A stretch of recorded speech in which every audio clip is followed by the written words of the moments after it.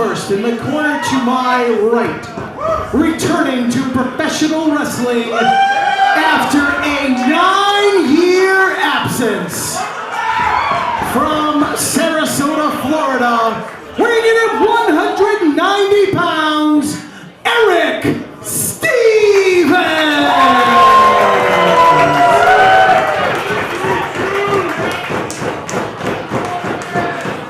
His opponent to my left, from Killer Hills, 10304, weighing in at 250 pounds, Dirty Daddy, Chris Dickinson! I also asked Erick Stevens, what are we in store for here tonight? And he said, a fight, a battle. And that's all he had to say to me. So, you know that's right up Chris Dickinson's alley. Well, yeah, Chris Dickinson's matches are fights. That's what they are. Don't underestimate how good of a wrestler he is, but you're going to fight. Absolutely. Erick Stevens, two-time FIP World Heavyweight Champion, former FIP World Tag Team Champion with Roderick Strong, and in 2007 voted Wrestling Observer Newsletter Rookie of the Year. So he was a man who a lot of people pegged as a star of the future, but Richard, if the light goes out, it goes out. There's no way to go in there half-assed. Well, listen, that's cool. Listen, he has a lot of great accolades. His Wikipedia page, per se, looks nice, right on paper. But what are you going to do now? What have you done for me lately? Well, he's definitely trimmed down, gotten fantastic shape for his return into the ring. He's, as I said before, about half-assing. He's clearly not half-assing with his physique there. No, he looks good. His gear looks good. He looks good. Looks like a professional wrestler. But will he be in ring shape is the question. It's tough to tell. You can do as many workouts outside the ring as you want. Getting in the ring is a different animal. You wouldn't really know. You've never been in the ring. Well, thank you for pointing that out, as these two men exchanging blows. And like you had mentioned to start here, probably not going to see a lot of Gotch Hackenschmidt here tonight. Shoulder tackle takedown from Dickinson. Up and over, Steven charges with a head of steam.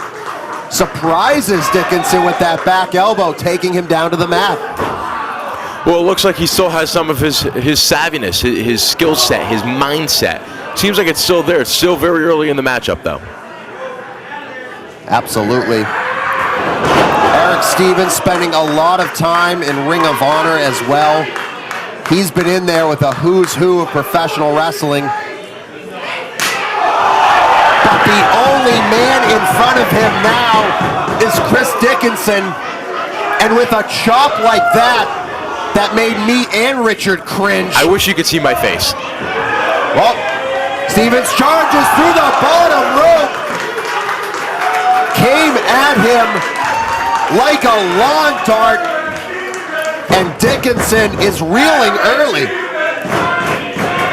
See, if I'm Stevens, I'm not wasting any time. I'm getting him back in as quickly as I can. Forget about the admiration from the consumers. You'll get it after you win. Stomps at the shoulder there of Dickinson, perhaps picking his target with the back there, but no rhyme or reason so far in his offense, Richard. Goes for the pinfall there, looks to knock down Dickinson early. Chris Dickinson has a date with Daisuke Sekimoto at American Rana. That's going to be at Foxwoods at the end of July, but right now, uncharted territory. Electric Haze here in Worcester, Massachusetts. Forget about Daisuke Sekimoto. If Erick Stevens can beat Chris Dickinson, I guarantee we're going to see Erick Stevens at American Rana. Well, notice the way that he's not letting go of the control of the wrist. Just punishing Dickinson. But Dickinson holding on that last time. Dragon leg screw. Stevens unfamiliar with that pain. It's been a long time since he's been attacked like that, I'm sure. And it's a different ball game when you try to prepare for that. But no, side Russian leg sweep, and again holding on. And a modified Koji clutch here. keeping Dickinson's left leg at bay while he sinks it in. Stevens a bit of a submission specialist, I suppose. He can do it all, knowing that he probably needs to take Dickinson down to the mat and keep him there. Tries the arm bar, but Dickinson has himself Dickinson's got to watch his shoulders. Yeah, he's trained in Brazilian Jiu-Jitsu, so he knows those counters, but able to get the ropes. If you're Chris Dickinson down in a heap early here, Richard, is there a game plan to get back in it? Well, I think ring shape is going to play a big thing into this. Dickinson's been doing it for how long? Consecutively. Eventually, you would imagine, and this is just speculation, Erick Stevens is eventually going to get tired. You would think. But Erick Stevens, if he can hit one of those big knockout blows or perhaps straight armbar or any other submission on the mat, now trying a fish hook. But if he can get that submission, that might be his best shot here. Clubbing blow right there, bringing Dickinson back down to the mat. Huge Rainmaker style clothesline there from Stevens. Goes back to the headlock, and what does this do to your opponent at this point in a contest? Well, he's staying on him. He's not allowing Dickinson to breathe. He's not allowing Dickinson to catch his breath. It's an excellent strategy, and for not being in the ring for as long as he has been, his game plan has, to this point, been perfect. But Chris Dickinson has been in this spot before many times, especially here at Uncharted territory. Use that hashtag you see. Let us know what you think as Chris Dickinson continues his road to American Rana against Daisuke Sekimoto, trying to fight off the returning Erick Stevens. Stevens has him up. No, Dickinson able to get out of harm's way. Enziguri. And there may not be a better Enziguri than the one Dickinson throws. I've been on the receiving end of that Enziguri, and I'd rather not talk about it. Very effective. Stevens able to toss Dickinson down. And Dickinson reeling still here. It's as if Stevens hasn't lost a step. The big train back. Big lariat. And he's calling for it, Richard. Stevens has to wrestle a perfect match to beat Dickinson. It has to be perfect. And that was not perfect. Went for the gut wrench. Ran into a Death Valley driver. And now both men down. That's just instincts by Dickinson. That's just natural wherewithal. In order to get that Death Valley driver off was to his credit. Just knowledge. This is why he is so loved by Beyond audiences. This is why he is the backbone, the gatekeeper here at Beyond Wrestling, as he's never out of a fight. Charges in, hits that big clothesline. Let's make it two. Reverses. But there's the trifecta from Chris Dickinson. Takes a high risk, hits that Road Warrior shoulder tackle. Falcon Arrow. No, 2 count. Stevens not out of it, Richard. Absolutely not, but Dickinson just shifted a gear there. Dickinson went into his artillery tanks and got all the energy that he possibly could have. Did he waste it all? I don't know. He may have. But Erick Stevens trying to fight his way back into this one. We saw him in a brutal battle last week with Eddie Kingston, coming out on the winning end of that when it looked like many times he was down and out. That'll get you back into anything. Oh, reversal here from Stevens. Trying the German, blocked. Oh, kick to the chest. Dickinson lines him up. Tries that kick. No! Oh, Stevens just tossed him. Dickinson didn't feel it, but he felt that one. Oh, sit out, Tiger Bomb. No!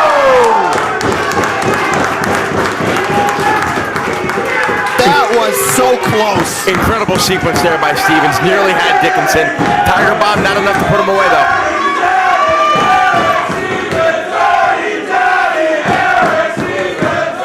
This crowd going 50-50, which is very surprising, but they, like me, are very impressed with the return of Erick Stevens here. Well, this is Dirty Daddy's house.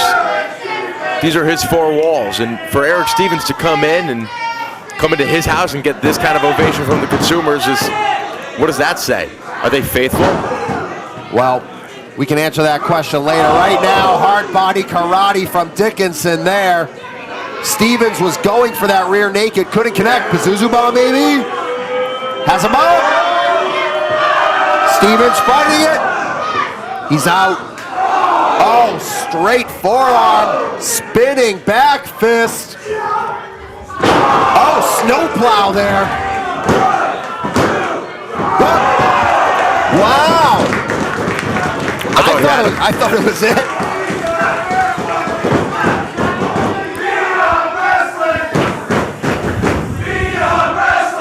Erick Stevens making his return after a 9-year layoff. And talk about being thrown into the fire. He's here against Chris Dickinson, as Dickinson making his run toward American Rana and Daisuke Sekimoto. But right now, he just wants to get out alive. Blocks that gut wrench.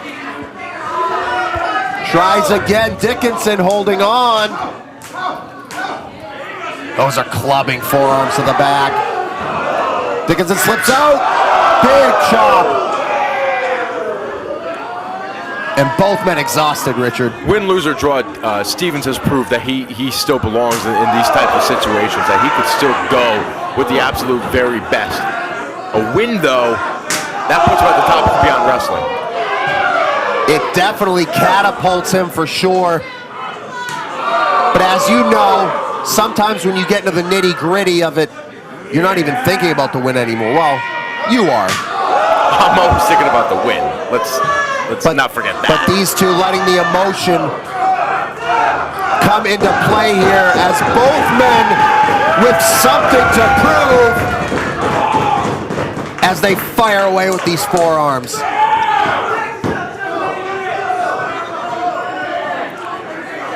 And again, both men exhausted. Going for that arm bar into the rear naked. No, Dickinson rolls out. Side headlock there. Switches sides, going for the rear naked again. Saito suplex. Stevens dropped on his head. Oh, big lariat, folds him like an accordion.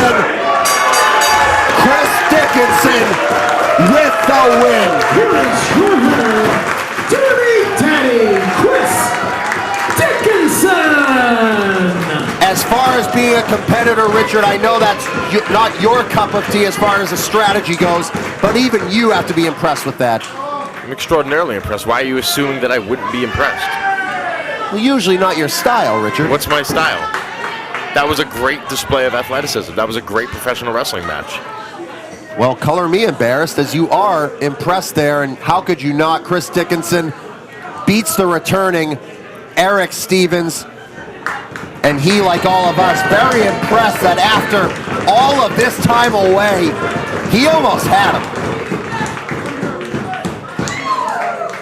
Dickinson and Stevens having a moment here in the middle of the ring. And there is your hashtag. I forgot the hashtag. Let's start a new respect. One. Sure. Sign of respect. Hashtag sign of respect between Dickinson and Stevens. Well, I agree with that sentiment. Erick Stevens on the losing end, but I would love to see him back.